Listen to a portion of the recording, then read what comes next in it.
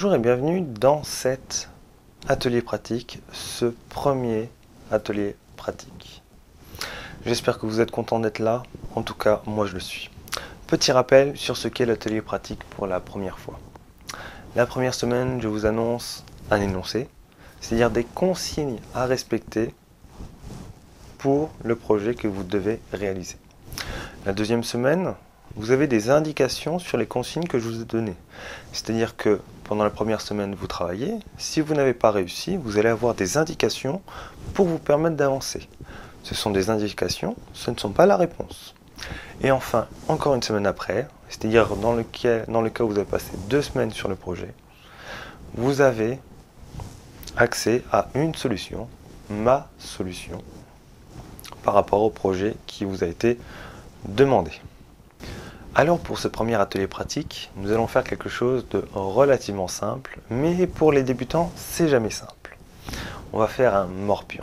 Je sais que l'exemple peut paraître bête, mais encore une fois, pour pas mal d'entre vous, ça risque d'être le premier vrai projet que vous allez réaliser avec Unity. Donc on va partir de bas, et ensuite on complexifiera plus tard. Donc le morpion. Je vais vous donner maintenant la consigne. Donc je veux un morpion. Je veux que visuellement, lorsque je lance le programme, je vois un morpion.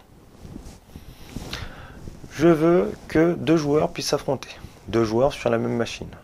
C'est-à-dire que le joueur 1 va jouer, il va donner la souris au joueur 2, le joueur 2 va jouer, va redonner la souris au joueur 1, etc. jusqu'à ce que l'un des deux gagne. Donc, dans cette grille de morpion, on peut placer soit des ronds, soit des croix. Quand le joueur 1 joue en premier, il met des ronds. Lorsque le joueur 2 va jouer, en deuxième, il mettra des croix. Bien entendu, on ne peut pas mettre de croix sur un rond, on ne peut pas mettre de rond sur un croix, on ne peut cliquer que sur une case vide. Et c'est en cliquant qu'un joueur joue. Jusque-là, c'est logique. Je veux également une détection automatique pour savoir si l'un des joueurs a gagné ou si un match nul.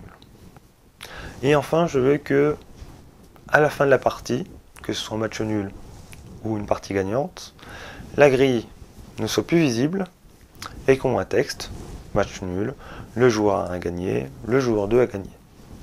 Voilà.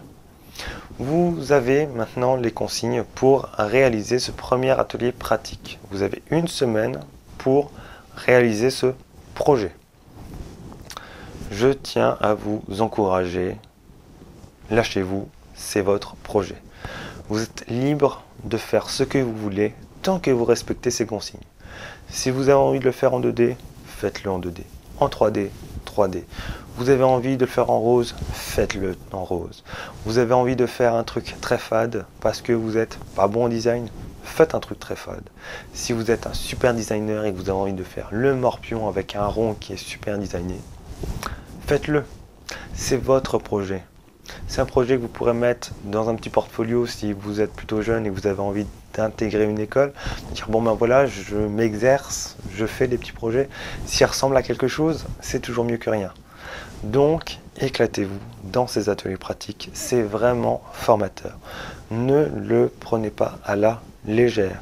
Il faut réellement s'entraîner à réfléchir sur un problème pour réellement avancer. Sur ce, moi je vous retrouve la semaine prochaine pour des indices par rapport aux consignes que je vous ai données. Et en tout cas, en attendant, je vous souhaite bon courage, bonne chance et à la prochaine.